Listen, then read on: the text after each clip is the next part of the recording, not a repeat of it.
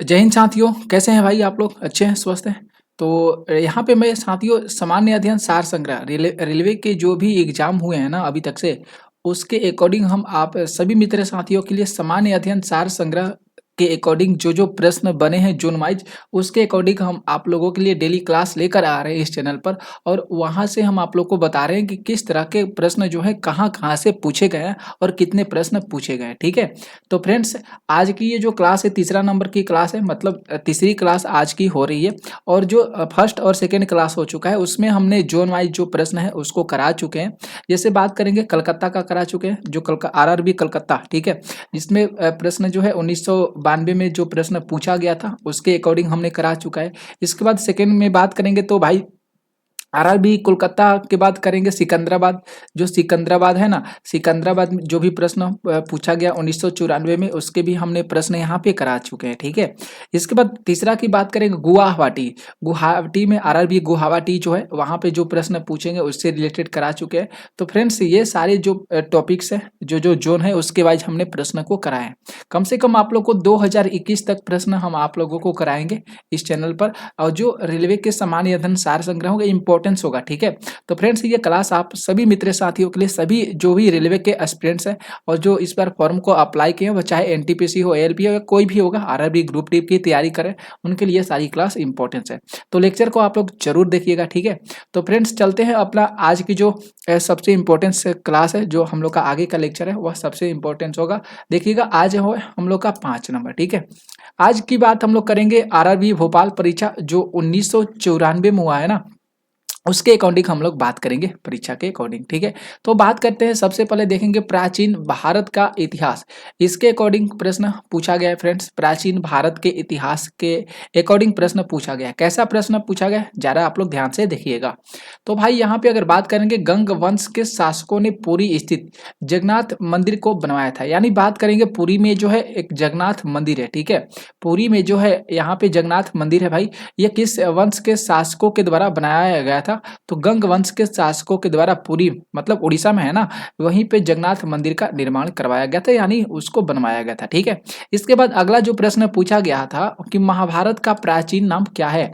तो महाभारत का प्राचीन नाम जय संहिता हो जाएगा। महाभारत का प्राचीन नाम क्या है? तो जय संहिता हो जाएगा। ठीक है, इसके बाद बात अगला पूछा गया था कि सबसे प्राचीन वेद किसे माना गया था? सबसे प्राचीन वेद जो है फ्रेंड्स किसे माना गया था? तो सबसे प्राचीन वेद जो है ऋग्वेद को माना गया था। किसे माना गया था? सबसे प्राचीन वेद ऋग्वेद को माना गया था। ठीक है, अब यहाँ पे जो टिप आप लोगों को बताते हैं ना, ये सबसे ज्यादा इंपॉर्टेंस होता है, जो लास्ट में होता है उसके अकॉर्डिंग हम टिप लेकर आते हैं, जो सक्सेस टिप होता है। ठीक है, तो देखेंगे सबसे नया वेद की जो बात किया जाएगा ना, नया वेद जो हो जाएगा अथर्ववेद हो जाएगा। ठीक है, जो सबसे नया वेद होगा वह अथर्ववेद हो जाएगा। यहाँ पे हमने वेद, इसके बाद है उपवेद, और यहाँ पे दिया गया है रचनाकार। तो जो भी वेद है और उसका जो उपवेद है और उसके जो रचनाकार है, उसको आप लोग ध्यान में रख लीजिएगा। हो सकता है आगे जो भी रेलवे का एग्जाम होने वाला है उसमें प्रश्न पूछा जा सकता है। ऋग्वेद की बात करेंगे फ्रेंड्स, ऋग्वेद की बात करेंगे तो ये जो हो जाएगा, इसका उपवेद जो है आर्जुवेद है। इसके रचनाकार धन्वंतरी है। कौन है? धन्वंतरी है। यजुर्वेद की बात करेंगे तो धनुर्वेद। ठीक है, इसके जो उपवेद है धनुर्वेद है। विश्वामित्र इसके रचनाकार है। कौन है भाई? विश्वामित्र इसके रचनाकार है। सामवेद की बात करते हैं फ्रेंड्स, सामवेद ये जो है गंधर्ववेद, गंधर्ववेद। ठीक है, ये भरत मुनि का हो जाएगा। अथर्ववेद की बात करेंगे फ्रेंड्स तो वह शिल्पवेद या विश्वकर्मा का हो जाएगा। तो मेरे साथियों, यहाँ पे वेद, उपवेद और रचनाकार को ध्यान में रख लीजिएगा। और इसके अकॉर्डिंग ये जो आप लोग का सक्सेस टिप है ना, ये अलग से लिया गया है, जिससे आप लोग को अच्छे तरीका से जानकारी इकट्ठा कर सके, आप लोग की मस्तिष्क में ये सारी जानकारी जो है अच्छे तरीका से चला जाए। ठीक है, आगे जो प्रश्न पूछा गया था खजुराहो का मंदिर से रिलेटेड, यानी बात करेंगे खजुराहो का जो मंदिर है ना फ्रेंड्स, इसका निर्माण 1000 वर्ष पहले हुआ था। इसका निर्माण जो है भाई 1000 वर्ष पहले हुआ था। इसके आगे प्रश्न है, खारवेल का हाथी गुफा अभिलेख है जो उड़ीसा राज्य में स्थित है। खारवेल, यहाँ पे प्रश्न पूछा जाता है खारवेल कहाँ पे है? तो खारवेल जो है ना उड़ीसा में। हाथी गुफा अभिलेख यहाँ पे देखने को मिलता है। हाथी गुफा अभिलेख जो है ये किस राज्य में देखने को मिलता है? तो फ्रेंड्स याद रखना होगा, ये उड़ीसा में देखने को मिलता है। खारवेल कहाँ पे स्थित है? तो खारवेल जो है उड़ीसा में स्थित है। ठीक ठीक है फ्रेंड्स।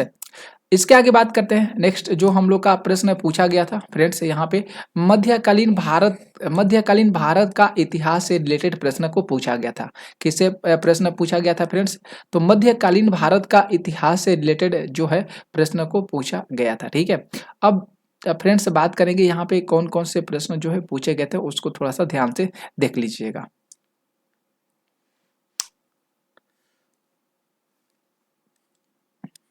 यहाँ पे देखेंगे भाई, ठीक है, यहाँ पे जो प्रश्न पूछा गया था, रामतनु पांडे तानसेन का असली नाम है। यानी बात करेंगे रामतनु पांडे जो है ना, रामतनु पांडे ये किसका असली नाम है भाई? तो रामतनु पांडे जो है ये तानसेन का असली नाम माना जाता है। इसके आगे प्रश्न पूछा गया था कि जलालुद्दीन अकबर को प्रथम सामाजिक सुधार वाले मुसलमान शासक माना जाता था। मतलब यहाँ से ये प्रश्न पूछा जा सकता है कि इन ऑप्शन में से, मतलब 4 ऑप्शन दिया रहेगा, तो इनमें से प्रथम सामाजिक सुधार करने वाले मुसलमान शासक किसे माना जाता था? तो जलालुद्दीन अकबर को माना जाता था। ठीक है, आगे बात करेंगे विजयनगर शासकों में से सबसे महान कृष्णदेव राय को माना जाता है। यानी जो विजयनगर शासक है ना, सबसे महान जो शासक माना जाता था, कृष्णदेव राय को माना जाता था। तो ये जो प्रश्न यहाँ से जो बना था, 3 प्रश्न पूछा गया था। तो मध्यकालीन भारत का इतिहास से रिलेटेड प्रश्न पूछा गया था। आगे बात करेंगे फ्रेंड्स भारत का भूगोल। भारत के भूगोल से रिलेटेड कैसा प्रश्न पूछा गया था? तो देख सकते हैं गोकक झरना बेलावगी, गोकक झरना जो है बेलावगी, यानी बेलावगी कहाँ पे है? कर्नाटक में। तो फ्रेंड्स याद रख लीजिएगा, इससे भी एक प्रश्न पूछा गया है। गोकक झरना जो है ये कर्नाटक में, किस राज्य में है? कर्नाटक में। कर्नाटक का एक गांव है बेलालगवी, यहाँ पे स्थित है। इसके आगे बात करेंगे संसार का सबसे गहरा महासागर जो है प्रशांत महासागर है। संसार का सबसे गहरा महासागर कौन सा है? प्रशांत महासागर। आगे संसार का सबसे बड़ा द्वीप कौन सा है? तो ग्रीनलैंड है। कौन सा है भाई? तो सबसे बड़ा द्वीप जो है हो जाएगा वह ग्रीनलैंड है संसार का। ठीक है, आगे बात करेंगे ब्राजील के उष्णकटिबंधीय घास स्थलों को कंपास बोला जाता है। ठीक है, कंपोस, माफ कीजिएगा फ्रेंड्स, ब्राजील के उष्णकटिबंधीय घास स्थल को क्या बोला जाता है? कंपोस बोला जाता है। क्या बोला जाता है फ्रेंड्स? उसको कंपोस्ट बोला जाता है। तो इसे ध्यान रख लीजिएगा। आगे बात करेंगे फ्रेंड्स, अगला जो है प्रश्न पूछा गया था भारतीय राज्य व्यवस्था एवं संविधान से रिलेटेड। ठीक है, भारतीय राज्य व्यवस्था और संविधान से रिलेटेड कैसे प्रश्न पूछा गया था, ये सारी चीज आप लोग को जानकारी होना चाहिए। ठीक है, अगर ये क्लास आप लोग देखते हैं पूरा भाई, तो आप लोग का जो आगे एग्जाम होने वाला है रेलवे का, ये सारा प्रश्न आप लोग का क्लियर हो जाएगा, किस तरह के प्रश्न पूछे जा रहे हैं, और बहुत कुछ जानकारी आपके दिमाग में इकट्ठा हो जाएगा। ठीक है, आगे बात करेंगे यहाँ पे जो राष्ट्रपति अपना त्याग पत्र उपराष्ट्रपति को सौंपता है। ठीक है, ये भी प्रश्न आता है कि राष्ट्रपति अपना त्याग पत्र किसको सौंपता है? 4 विकल्प दिया रहता है, तो फ्रेंड्स आप लोग को पता होना चाहिए उपराष्ट्रपति को सौंपता है। ठीक है, यहाँ पे सक्सेस टिप की बात करेंगे, इसी से रिलेटेड यहाँ पे बताया गया है कि जो राष्ट्रपति को माफ कीजिएगा महाअभियोग की प्रक्रिया, यहाँ पे अच्छा सा प्रश्न है भाई, राष्ट्रपति को महाअभियोग की जो प्रक्रिया है अनुच्छेद 61 से हटाया जा सकता है। ठीक है, महाअभियोग की जो प्रक्रिया है राष्ट्रपति जी का, उसको आर्टिकल 61 से हटाया जा सकता है। अभी तक से भारत में किसी भी राष्ट्रपति को महाअभियोग द्वारा हटाया नहीं गया है। ठीक है, यहाँ पे देख सकते हैं एक जो कोटेशन के तौर पर यह भी बता दिया गया है कि अभी तक से भारत के किसी भी राष्ट्रपति को महाअभियोग के द्वारा हटाया नहीं जा सकता है, लेकिन यहाँ पे बात किया गया आर्टिकल 61 का। ठीक है, तो याद रख लीजिएगा आर्टिकल 61 के प्रक्रिया से इसको हटाया जा सकता है। आगे प्रश्न जो पूछा गया था भौतिकी विज्ञान से रिलेटेड प्रश्न पूछा गया था, यानी साइंस से रिलेटेड प्रश्न पूछा गया था। यहाँ पे प्रश्न पूछा गया था अवतल दर्पण से। अवतल दर्पण का जो प्रयोग होता है हजामती दर्पण के रूप में किया जाता है। ठीक है, किसमें प्रयोग किया जाता है? अवतल दर्पण का जो प्रयोग होता है फ्रेंड्स, उसका प्रयोग जो होता है हजामती दर्पण के रूप में होता है। इसके आगे प्रश्न पूछा गया था ट्रांजिस्टर का। ठीक है, ट्रांजिस्टर का जो आविष्कार है 1948 ईस्वी में हुआ था। ट्रांजिस्टर का आविष्कार हुआ था 1948 में। आगे प्रश्न जो पूछा गया था कि ताप जो टेम्परेचर होता है ना, उसको कम होने पर गैस में ध्वनि की चाल पर दाब का कोई प्रभाव नहीं पड़ता है। जैसे यह प्रश्न पूछा जा सकता है जिस तरह से कि अगर टेम्परेचर है, टेम्परेचर कम होने पर गैस में ध्वनि की चाल पर दाब का क्या प्रभाव पड़ेगा। पड़ेगा। तो 4 विकल्प रहेगा, तो आप लोग वहाँ पे देखिएगा कोई प्रभाव नहीं पड़ेगा, ठीक है। बहुत ज़्यादा प्रभाव पड़ सकता है, यानी दोनों देखने को मिल सकता है, इनमें से कोई नहीं, तो यहाँ पे फ्रेंड्स कोई प्रभाव नहीं पड़ेगा। आगे बात करेंगे, हाइड्रोजन में ध्वनि का जो वेग होता है CO2 में ध्वनि के वेग से अधिक होता है। CO2 यानी कार्बन डाइऑक्साइड जो होता है उसमें ध्वनि के वेग से अधिक होता है। ओके, आगे जो प्रश्न देखेंगे कि ध्वनि के अपवर्तन के कारण ध्वनि जो होता है दिन की अपेक्षा रात में अधिक दूर तक सुनाई देता है। बहुत बढ़िया, सिंपल सी बात यहाँ पे, नॉर्मल सी बात यहाँ पे कह रहा है फ्रेंड्स कि दिन में जो होता है ध्वनि जो होता है अधिक अधिक सुनाई नहीं देता है, बल्कि रात में जो होता है ना बहुत अच्छी तरीका से ध्वनि सुनाई देता है। अगर घर के भी कुछ खुद से बजता है या कुछ आवाज़ आती है तो बहुत एकदम फ्रेश, मतलब क्विकली अच्छे तरीका से सुनाई पड़ती है। तो ये भी बात यहाँ पे सही सही बोला गया। तो ध्वनि के अपवर्तन के कारण ध्वनि जो है दिन की अपेक्षा रात में अधिक दूर तक सुनाई देती है। सिंपल सी बात है, क्योंकि दिन में तो बहुत सारी जो बातें होती रहती है, बहुत सारी आवाज़ें आती रहती है, इसलिए ध्वनि का संचरण जो होता है भाई वहां तक नहीं पहुंच पाता है जो रात में पहुंच सकता है। ओके, आगे बात करेंगे, भारतीय अर्थव्यवस्था से रिलेटेड प्रश्न आया था। 1982 में आयात निर्यात बैंक की स्थापना किया गया था। जो एक्सपोर्ट और इम्पोर्ट होते हैं ना जो बैंक से, तो यही बात यहाँ पे कह रहा है कि आयात निर्यात बैंक की स्थापना जो हुआ था 1982 में हुआ था। कब हुआ था? 1982 में हुआ था।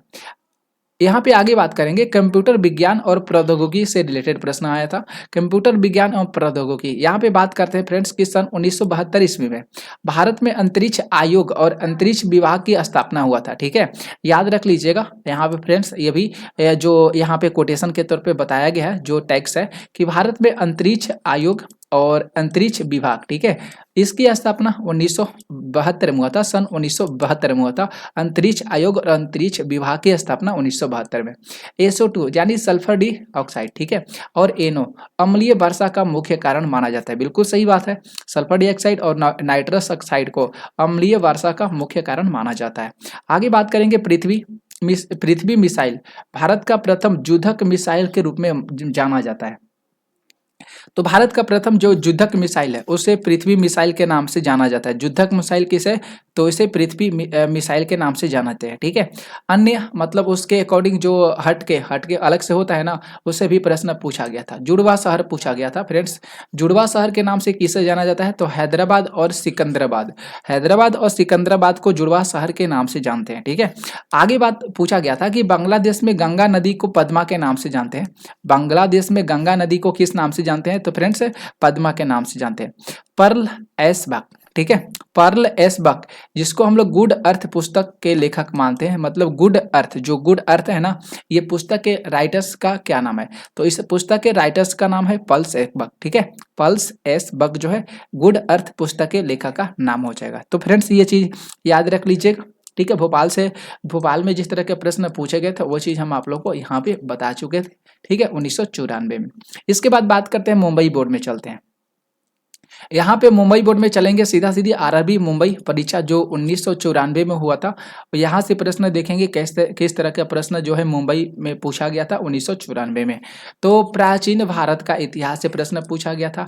यहाँ पे प्राचीन भारत से इतिहास से रिलेटेड प्रश्न जो आया था कि गौतम बुद्ध को एशिया का रोशनी कहा जाता है। ठीक है, एशिया का रोशनी किसे कहा जाता है? तो एशिया का रोशनी जो होता है गौतम बुद्ध जी को कहा जाता है। ठीक है, गौतम बुद्ध से रिलेटेड प्रश्न आया था। सबसे पहले गौतम बुद्ध जो थे सारनाथ यानी यूपी में अपना प्रथम उपदेश दिए थे। ठीक है, यहाँ पे सक्सेस टिप की बात करेंगे। यहाँ पे बात करेंगे बौद्ध धर्म। बौद्ध धर्म की स्थापना गौतम बुद्ध के द्वारा किया गया था। बौद्ध धर्म की स्थापना गौतम बुद्ध के द्वारा किया गया था। और गौतम बुद्ध का जन्म नेपाल की तांडवी में स्थित कपिलवस्तु के लुम्बिनी ग्राम में शाक्य कुल में 563 ईस्वी में हुआ था। यहाँ से प्रश्न बहुत इंपॉर्टेंट बन सकता है। गौतम बुद्ध का जन्म कब हुआ था फ्रेंड्स? तो 563 ईस्वी में हुआ था, कपिलवस्तु के लुम्बिनी ग्राम में हुआ था, शाक्य कुल में हुआ था। ठीक है, गौतम बुद्ध ने अपना प्रथम उपदेश धर्म चक्र प्रवर्तन को कहा जाता है। यानी गौतम बुद्ध ने जो अपना प्रथम उपदेश दिए थे सारनाथ में, तो उसी को जो है बोला जाता है धर्म चक्र प्रवर्तन। क्या बोला जाता है? धर्म चक्र प्रवर्तन के नाम से गौतम बुद्ध के प्रथम उपदेश को जाना जाता है, माना जाता है। ठीक है भाई, कहा जाता है। ओके, आगे बात करेंगे यहाँ पे जो प्रश्न पूछा गया था, मध्यकालीन भारत का इतिहास से रिलेटेड प्रश्न पूछा गया था। मध्यकालीन भारत का इतिहास क्या था प्रश्न, कि अंग्रेजों ने पेशवा के साथ बेसिन की संधि की थी। मतलब अंग्रेजों ने पेशवा पेशवा के साथ किसकी संधि की थी, बेसिन की संधि की थी। आगे जो प्रश्न है कि शाहजहां द्वारा मोती मस्जिद का निर्माण करवाया गया था। मोती मस्जिद का निर्माण किसके द्वारा करवाया गया था, तो शाहजहां के द्वारा जो है मोती मस्जिद का निर्माण करवाया गया था। अब यहाँ पे शाहजहाँ से है, तो शेरशाह का मकबरा कहाँ पे है, तो शेरशाह का मकबरा सासाराम में है। शेरशाह का मकबरा कहाँ है, सासाराम में है। सासाराम मतलब यानी बात करेंगे बिहार में एक जगह है सासाराम, वहीं पे है भाई सासाराम, ठीक है, शेरशाह का मकबरा है। और यहाँ पे फ्रेंड्स बात करेंगे आधुनिक भारत का इतिहास से रिलेटेड भी प्रश्न पूछा गया था।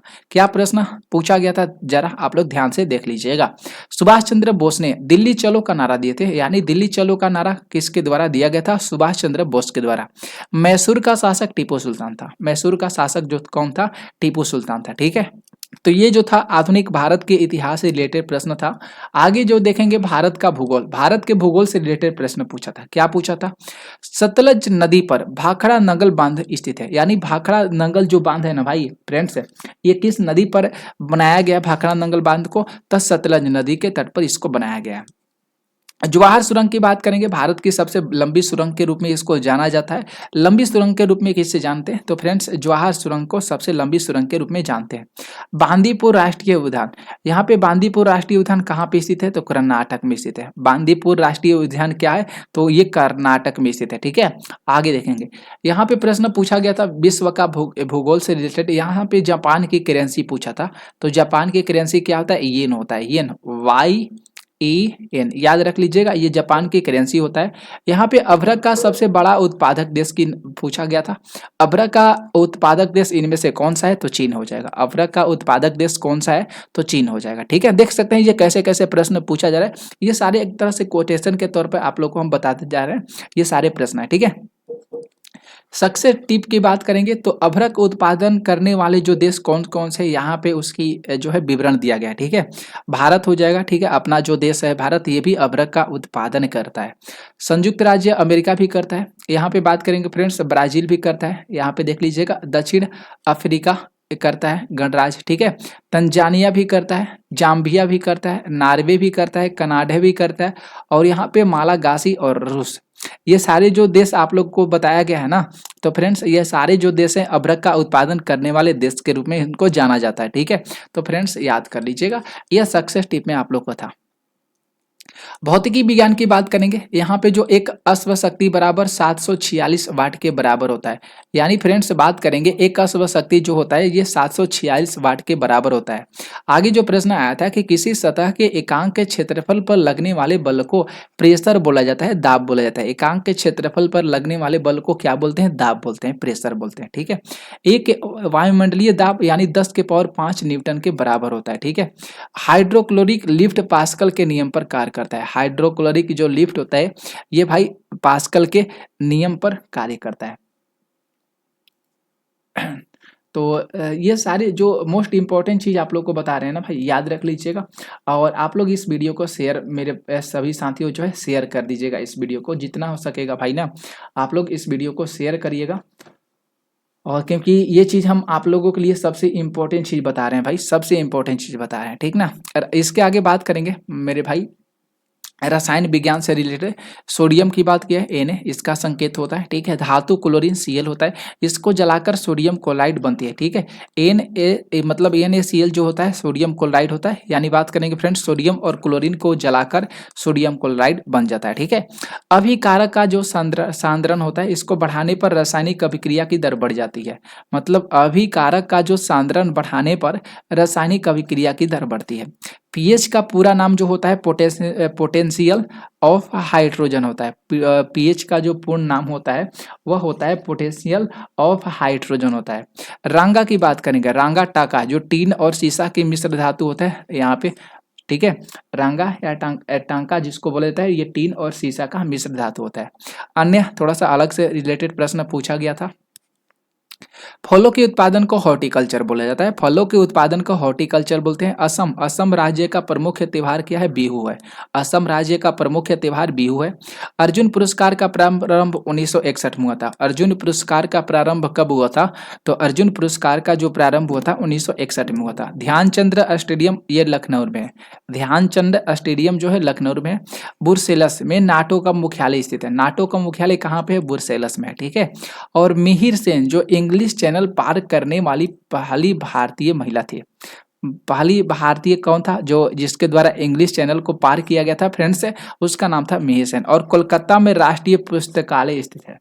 राष्ट्रीय पुस्तकालय स्थित है कहाँ पे भाई? तो कोलकाता में हो जाएगा। तो ये सारी चीज हम आप लोग को बता दिए जो आरआरबी मुंबई बोर्ड से रिलेटेड प्रश्न पूछा गया था।